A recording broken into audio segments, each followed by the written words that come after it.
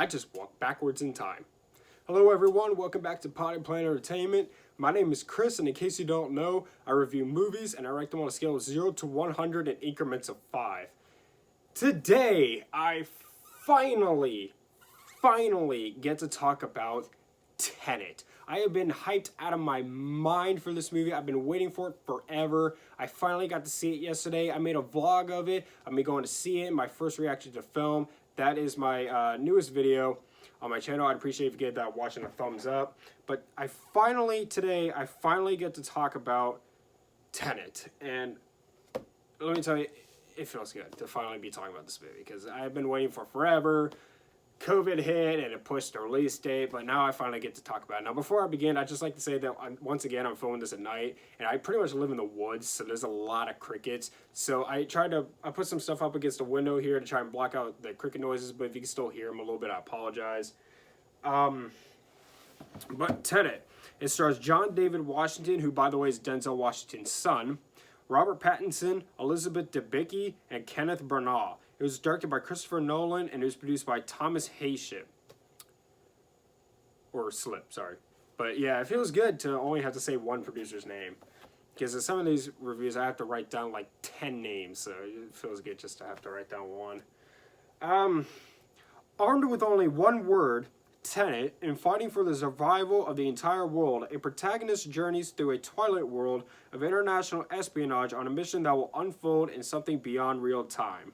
I just read the IMDb synopsis for Tenet because if I tried to explain the plot of this movie to you, it would take me forever. I did the same thing with Inception. I had to read the IMDb plot for it because it would just take me too long to explain it. Now, Tenet, I want to tell you right now, I really liked it. I really liked it.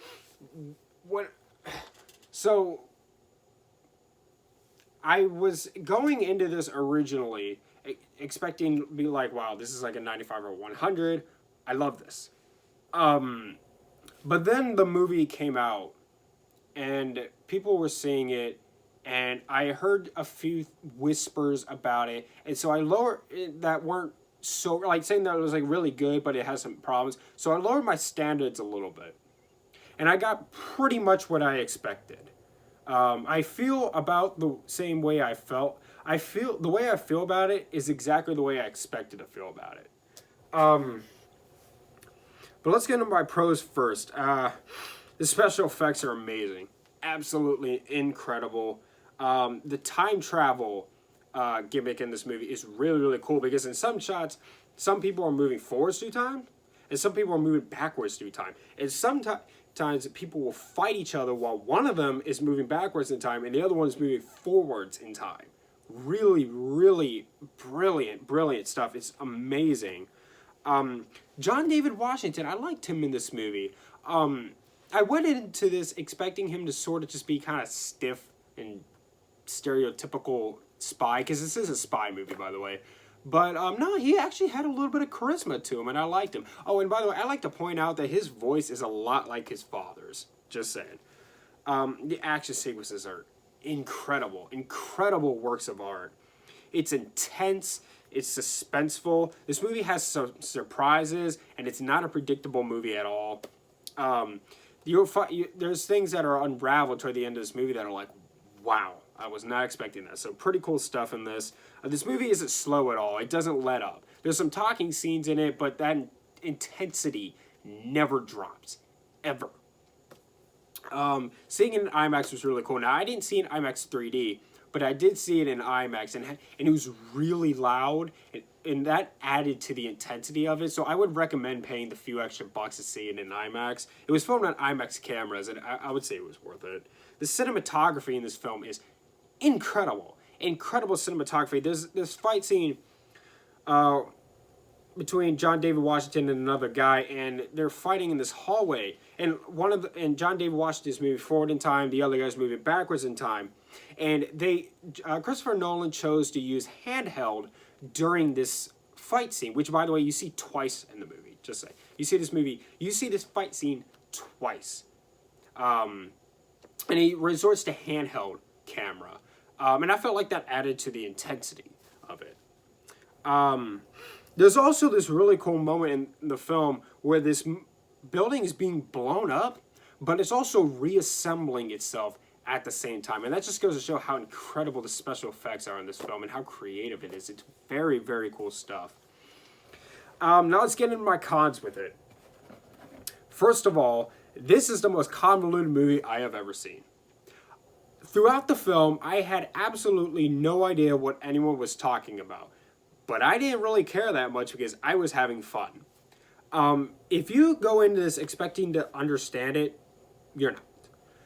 And I watched Popcorn Planet's review for this film, and he said in his video, he said that he doesn't think that anyone is ever going to truly be able to fully understand this film.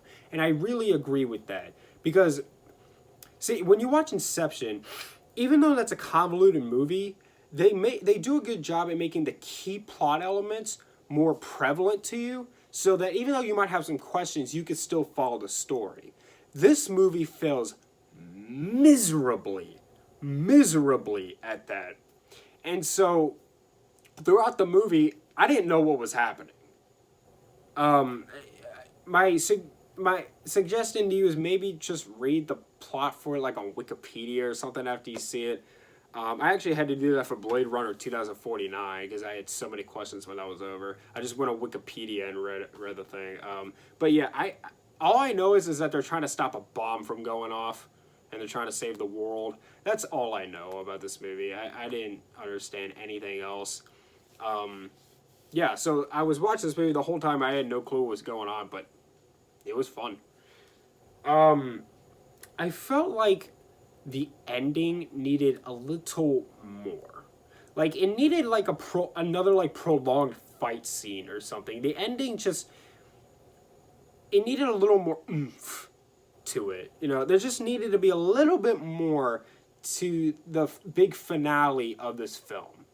I was a little disappointed. I just felt like it needed a little more. Like, it needed another fight scene or something. It just, or some kind of other showdown. It just needed something else. Something was missing from the big falling climax of the film. And lastly is the vocal audio. Half the time in this movie, I couldn't understand what the actors were saying, because the sound effects and the score and everything overpowered the vocal audio. And so half the time, I had no clue what anyone was saying. Not only did I have no clue what they were talking about, but I also had no clue what they were saying. And that can be simply fixed by they can fix that while the movie's still in theaters. They just got to go back and, turn everything else down a notch and turn the vocal audio up a notch, and it would be fine. But yeah, I couldn't understand a lot of what they were saying, and I think Nolan actually did that on purpose, which I think is stupid. It doesn't make any sense. Why would you do that? When I buy this movie, whenever I watch, I'm gonna have to turn on the closed captions, which I'm not gonna like, but I'm gonna have to do. But yeah, that's about all my complaints with it. It was really good, even though I had no idea what it was about. I had no clue what anyone was talking about throughout the film. Man, it was fun. I was only a little disappointed by it. I'm not gonna lie. It's not near as good as Inception. But I went into it thinking that I would like it about as much as I like Batman Begins, and I did. I would say this is about as good as Batman Begins. The action is way better than the action in Batman Begins, but it's about as good. So all that being said, I'm going to give Tenet a 90. Yeah, I really liked it. It's just, I might have been able to give it a 95 if the ending had a little bit more to it. I don't know. It's just, there was sort of a fight, but it's like up close camera, and it was kind of brief, and I don't even know if it really counts, but it just needed a little more to the ending. And if the ending had a little bit more to it, I probably would have given this a 95. But that was what pushed me from a 95 to a 90 with this film, is that the ending needed a little more. But overall, great movie. Have no idea what it's about, but man, I enjoyed watching it. a 90 out of 100 for Tenet. Thank you so much for watching. Subscribe to Potty Player Entertainment for more and hit the like button. Leave movie review suggestions down in the comments down below. Follow me on Instagram at Potty Player Entertainment for channel updates. And much love.